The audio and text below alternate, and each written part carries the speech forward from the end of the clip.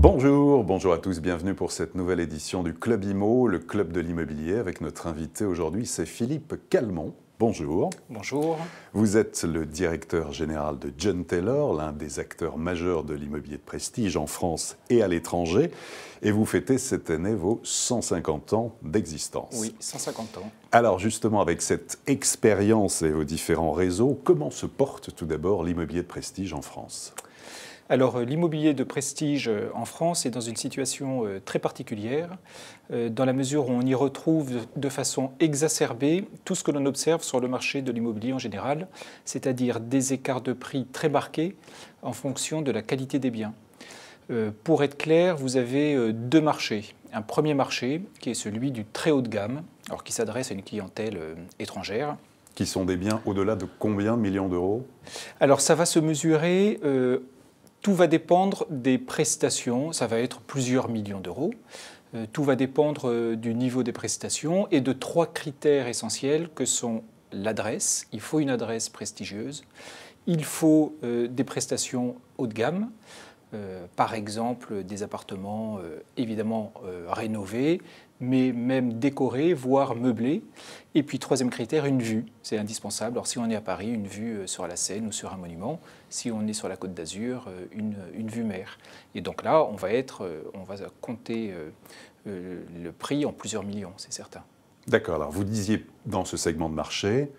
Alors, ce segment de marché... c'est celui d'ailleurs sur lequel John Taylor fait l'essentiel de ses transactions. On a une demande importante de la part des clients étrangers. Et la variable, ça ne va pas être le prix, ça va être la confiance. La confiance que l'investisseur étranger va avoir dans son acte d'achat en France. Et puis vous avez un deuxième marché, le reste de l'immobilier haut de gamme. Or, ce sont des biens qui sont présentés à un prix important parce que de grandes surfaces, mais qui vont présenter un certain nombre de défauts. Une absence de vue, par exemple, ou un étage bas si on est à Paris. Et dans ce cas-là, alors c'est vrai qu'on a un nombre important de biens de ce type sur le marché. Dans ce cas-là, la variable d'ajustement sera effectivement le prix. Et le moindre défaut va se répercuter immédiatement sur le prix de vente. D'accord. L'année 2013, finalement, les notaires ont annoncé 723 000 transactions enregistrées l'année dernière. Finalement, le marché, en tout cas dans l'ancien, a pas si mal résisté que cela. Au niveau des prix, on n'a pas constaté d'effondrement.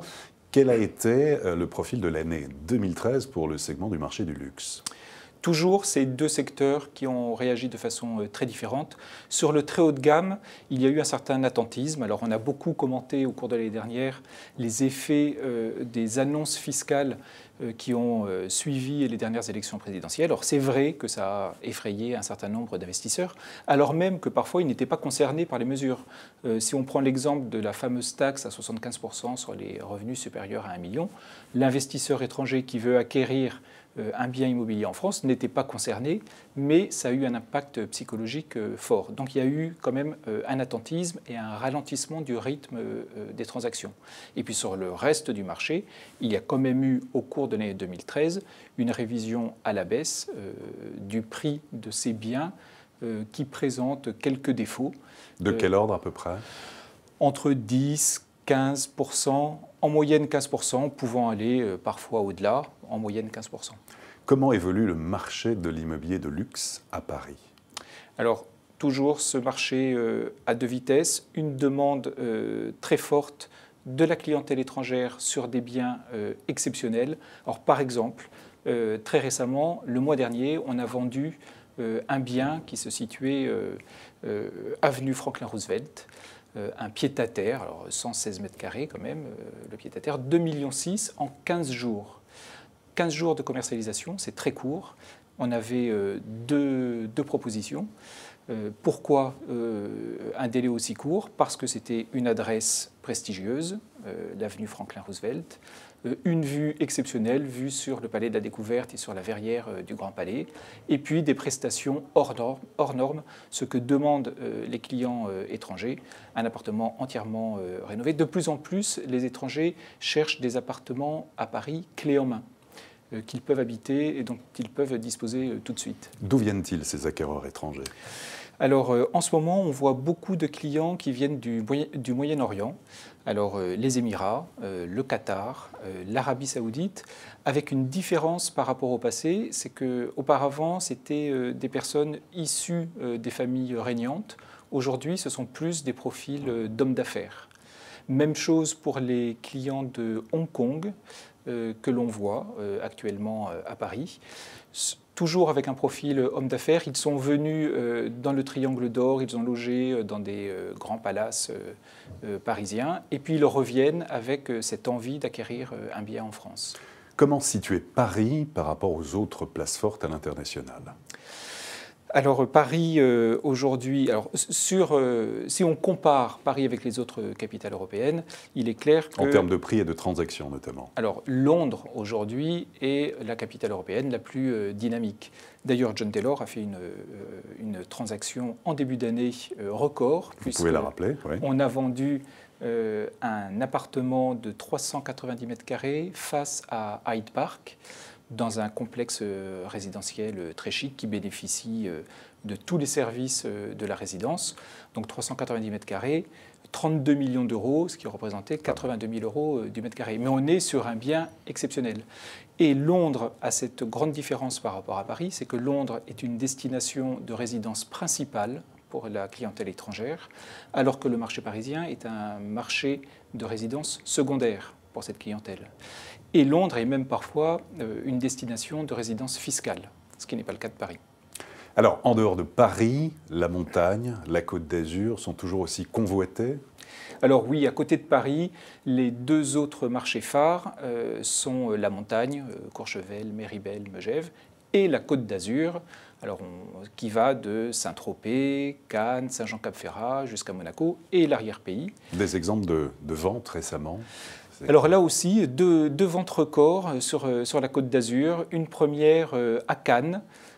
Alors toujours les mêmes critères, hein, l'adresse, donc c'était sur la Croisette, dans une très belle résidence, très appréciée de la clientèle. Un penthouse en dernier étage, avec une vue exceptionnelle sur la baie de Cannes et les îles de Lérins, avec des prestations très haut de gamme, 3 terrasses, qui s'est vendu 7 650 000, ce qui représentait 50 000 euros du mètre carré. C'est le prix maximum sur la Croisette.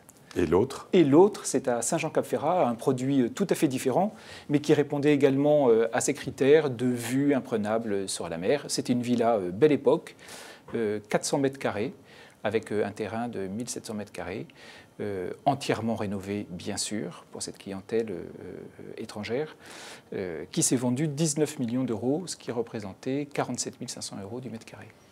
Effectivement. Qu'est-ce que vous diriez, quelle est, en fait, selon vous, quelle est la tendance sur ce marché de l'immobilier de prestige ? Depuis le début de l'année 2014, pensez-vous que cela va redémarrer véritablement, porté notamment par les acquéreurs étrangers ou pas ? Alors, c'est une clientèle étrangère.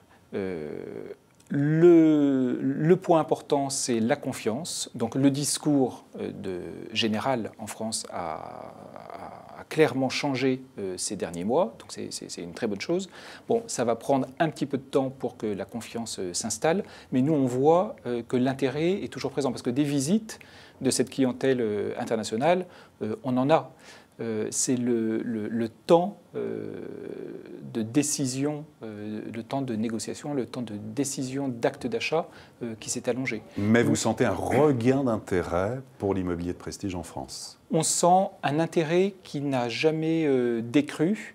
Il manque aujourd'hui encore cette confiance dans l'acte d'achat. Pour terminer, Philippe Calmont, quel est l'impact des nouvelles technologies aujourd'hui, notamment sur justement ce segment du marché immobilier haut de gamme ? Alors, on pourrait penser que l'immobilier de prestige est un marché très classique, et en fait, pas du tout, parce que la part d'Internet y est très importante. Donc, nous, à l'occasion de nos 150 ans, on a refondu complètement notre site, ce qui nous permet de commercialiser des biens qui sont attendus par cette clientèle internationale. Nous avons une application mobile également qui attire beaucoup de visiteurs. Et puis, toujours pour célébrer nos 150 ans, nous avons lancé 2 chaînes. Une première chaîne sur YouTube dédiée aux locations saisonnières, Alors, les locations saisonnières qui ont très bien marché en 2013, ce qui démontre encore cet intérêt de cette clientèle étrangère pour la France, qui a décalé un petit peu ses investissements en France et qui du coup s'est reporté sur les locations saisonnières. Et puis nous allons lancer dans les tout prochains jours une deuxième chaîne dédiée cette fois-ci aux ventes de biens de très haute gamme. Philippe Calmont, merci beaucoup. Merci. Et à très bientôt pour une prochaine édition du Club Imo, Explore Imo, Le Figaro.